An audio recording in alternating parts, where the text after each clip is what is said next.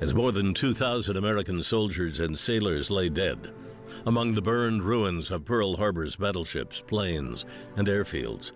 President Franklin Roosevelt knew there could be but one response.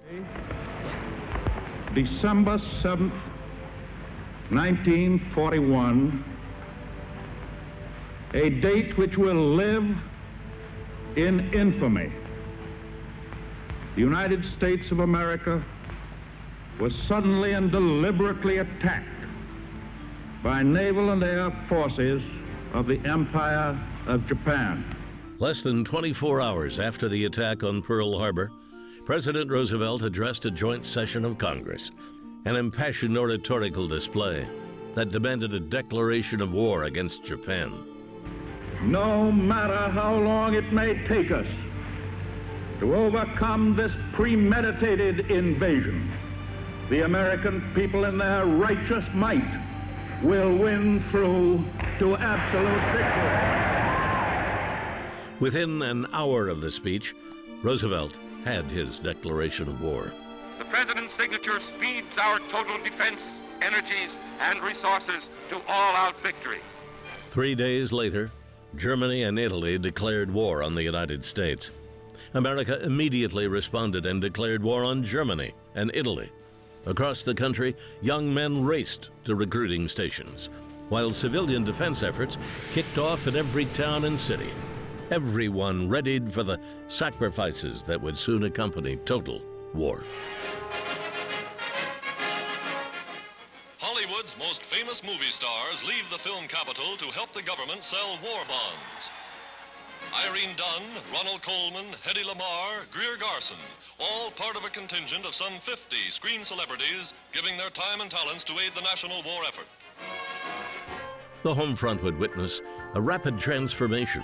Hollywood became a major propaganda arm, driving the culture, producing piles of movies promoting the war effort. Don't kid yourself. The doc says I'm in perfect shape. That's the stuff, Harry. Stick around. I'll be right with you. You mean you're joining up? Well, sure. They can't keep me out now. Next! Meanwhile, the labor force welcomed all able-bodied workers, most significantly women, famously represented by Rosie the Riveter. Hands. Hands starting machines. Hands pulling levers. Hands grimy with oil and grease. Hands doing intricate jobs. Hands working for America. Women's hands.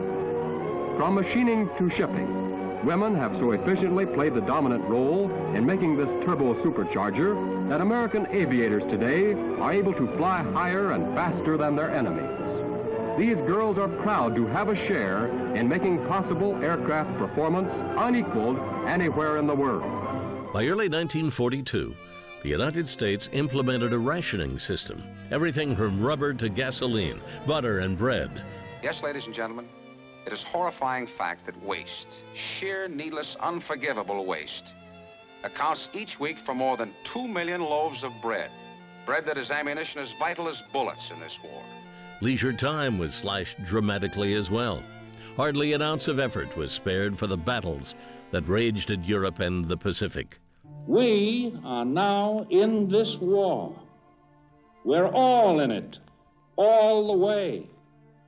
Every single man, woman, and child is a partner in the most tremendous undertaking of our American history. But not all Americans would join in that partnership. While the war effort at home witnessed plenty of courageous sacrifice, it also produced one of the country's more regrettable episodes, the internment of Japanese Americans. When the Japanese attacked Pearl Harbor, our west coast became a potential combat zone. Living in that zone were more than 100,000 persons of Japanese ancestry, 2/3 of them American citizens, 1/3 aliens. We knew that some among them were potentially dangerous. In the earliest days of World War II, President Roosevelt signed an executive order forcing all people of Japanese ancestry to evacuate the West Coast and relocate to one of 10 internment camps for the remainder of the war. On December 8, 1941, the United States joined a war that by nature would take its ugly turns, but ultimately severed a gruesome evil. 4 long years later, life in America and around the world would never be the same. And the reverberations of that struggle, fought almost universally, still stretch into the lives we live today. A transformative chapter rarely seen in history.